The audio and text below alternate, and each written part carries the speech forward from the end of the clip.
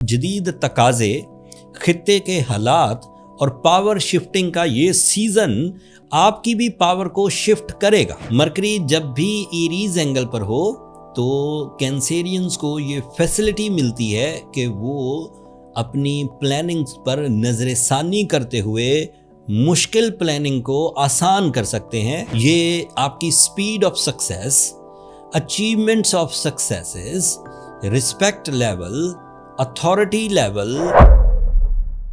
अस्सलाम वालेकुम कैंसेरियंस, मैं हारिस अज़मी प्रोफेशनल एस्ट्रोलॉजर आपकी खिदमत में हाज़िर हूँ। अप्रैल मंथ में होने वाले तमाम एस्ट्रोलॉजिकल इवेंट्स, उनमें छुपे हुए फ़वाइद और आपको किस तरह के डिसीजंस लेने चाहिए, किन सेक्टर्स में अल्लाह ताला की नेमतें आपके लिए ऑन होने वाली हैं, उसकी कुछ तशरीह बयान करता हूँ बीइंग एस्ट्रोलॉजर। हर ही एस्ट्रोलॉजिकल चेंज मूड्स को, इमोशंस को हिट करती है। कैंसेरियंस के लिए एस्ट्रोलॉजिकल इवेंट्स उनके डिसीजन पावर को, उनकी फहम इदराक को, उनके प्लान्स ऑफ एक्शंस को नई तरतीब देती है।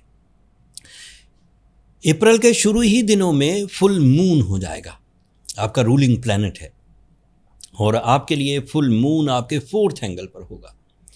इसके जनरल एडवांटेजेस तो ये हैं कि फुल मून आपकी फर्स्ट एंगल की या आपकी नेचुरल एबिलिटीज़ की या आपकी स्किल पैकेज जो आपको अल्लाह ताला की तरफ से मिलता है उसको ट्यून करने के लिए काफ़ी होता है।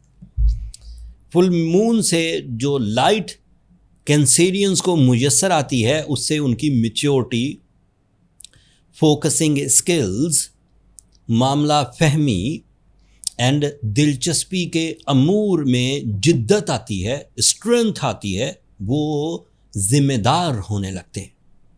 ये हर महीने होता है और मुख्तलिफ एंगल पर होता है।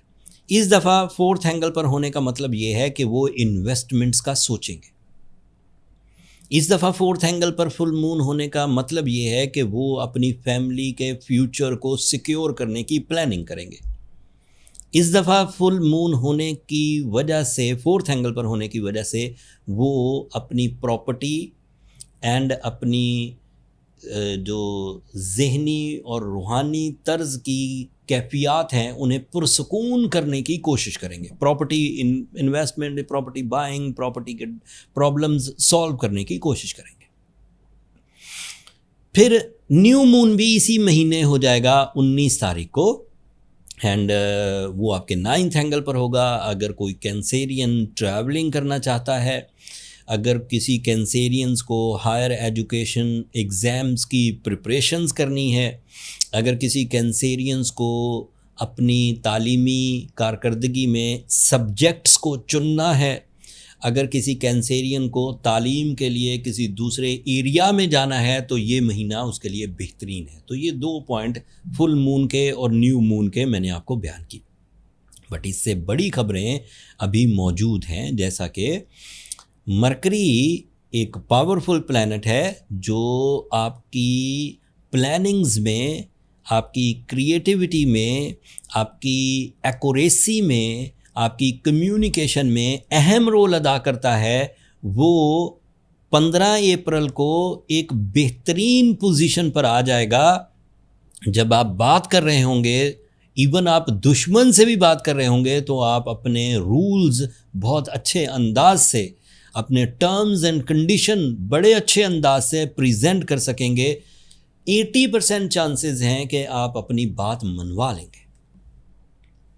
दूसरी बात, मरकरी जब भी एरीज एंगल पर हो तो कैंसेरियंस को ये फैसिलिटी मिलती है कि वो अपनी प्लानिंग्स पर नज़रसानी करते हुए मुश्किल प्लानिंग को आसान कर सकते हैं।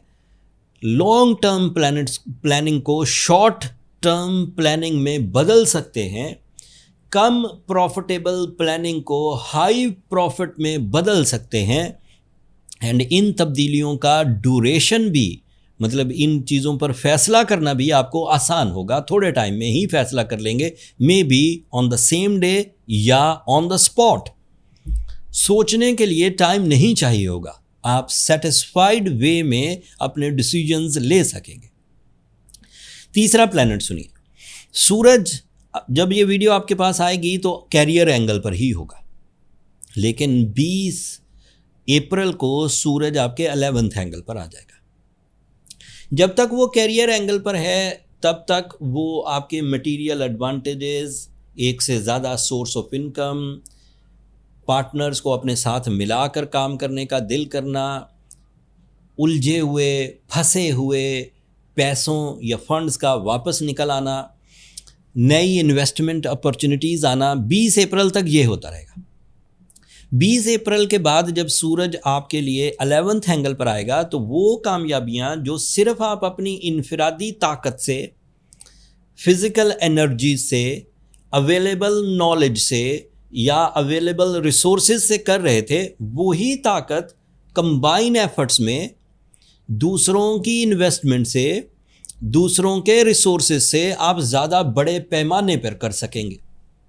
ये आपकी speed of success, achievements of successes, respect level, authority level, captain skills, bravery and confidence सबको इंक्रीज कर देगा। तो सूरज की ये अगली पोजीशन भी आपके लिए बड़ी ताकतवर है 30 दिनों के लिए। ये 20 अप्रैल से शुरू होगी और फिर 20 मई तक चलेगी।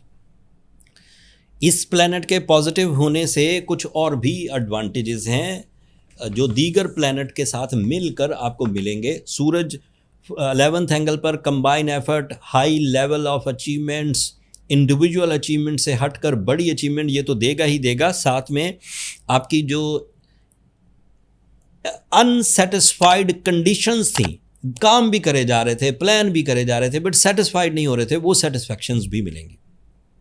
आपके जो फोकसिंग स्किल्स हैं, उन फोकसिंग स्किल्स में टॉप प्रायोरिटी कारकर्दगी में इजाफा और मुनाफे में इजाफा, इज़्ज़त में इजाफा, इख्तियार में इजाफे की तरफ माइल होगी।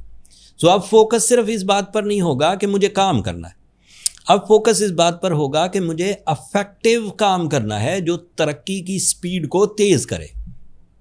इस तरह की जो चुटकियाँ, इस तरह की जो इरिटेशन इन ह्यूमन नेचर में उभरती है, इससे अमूमी तौर पर इन माई 26 ईयर कैरियर मैंने देखा है लोग फिर नए पाथ, नए वे ऑफ एक्शंस, नई फील्ड्स की तरफ जाने को पसंद करते हैं और उन्हें जाना भी चाहिए। जदीद तकाज़े, खित्ते के हालात और पावर शिफ्टिंग का ये सीज़न आपकी भी पावर को शिफ्ट करेगा और इस पावर शिफ्टिंग को आपको कैश करना चाहिए। इसे एवरेज अचीवमेंट्स में उलझाएं मत, इसे आइडियल लेवल की अचीवमेंट्स की तरफ लेकर जाइए।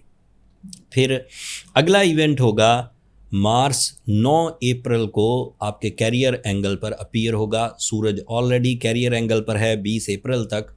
मार्स और सूरज दोनों अगर कैरियर एंगल पर किसी साल इकट्ठे हो जाएं, ये 2 साल बाद मुमकिन हो पाता है, उस साल आपकी जिस्मानी कारकर्दगी, आपकी ऑर्गन परफॉर्मेंसेस, आपकी ज़हनी काबिलियत, आपके मटेरियल रिसोर्सेज, आपकी रिस्क टेकिंग एबिलिटीज़, आपकी कंपटीशन स्किल्स एंड आपकी माइंड की डिस्कवरीज या इन्वेंशंस वो अपनी पीक पर होती हैं और ये 9 अप्रैल को मुयस्सर होगा।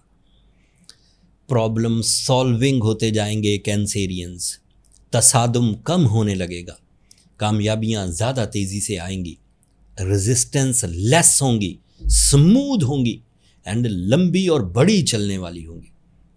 मार्स के 10th एंगल पर आने से आपकी डील मेकिंग की शरह भी बढ़ जाएगी, यहाँ तक कि आपकी मोहब्बत करने के अंदाज में भी फ़र्क आएगा पॉजिटिवली। मार्स आपके 10th एंगल का ही रिप्रेजेंटेटिव है और शॉर्ट टर्म प्लैनेट्स में से सबसे लंबा चलने वाला प्लैनेट है। सूरज शॉर्ट टर्म प्लैनेट्स में से 30 दिन चलता है, जबकि मार्स 42 दिन तक के लिए आपके 10th एंगल पर रहेगा। फिर आपके लिए जुपिटर फर्स्ट एंगल पर होना वेस्टर्न एस्ट्रोलॉजी के मुताबिक, आपका सैटर्न भी 10th एंगल पर होना वेस्टर्न एस्ट्रोलॉजी के मुताबिक इस बात की दलील है कि 2026 का अप्रैल मंथ यादगार रहने वाला है कैंसेरियंस। कोई ऐसा इवेंट मुझे नज़र नहीं आया जिसके बारे में मैं आपको कोई बुरी, कोई नेगेटिव या कोई कॉम्प्रोमाइज़ करने वाली खबर सुनाऊं। अगर इस इतने अच्छे, इतने पॉजिटिव, इतने प्रॉफिटेबल सीज़न में भी कोई कैंसेरियन कंप्लेनिंग होता है अपने जिस्म से, अपनी रिलेशन से, अपनी कारकर्दगी से या अपनी प्लानिंग से, तो इसका मतलब है वो इंडिविजुअल कैंसेरियन किसी प्रॉब्लम में है। उसने अपने आप को सही तरह से या तो समझा नहीं या अपने आप को सही तरह से इस्तेमाल नहीं किया, अपने साथ उसने सिंसियरिटी नहीं दिखाई।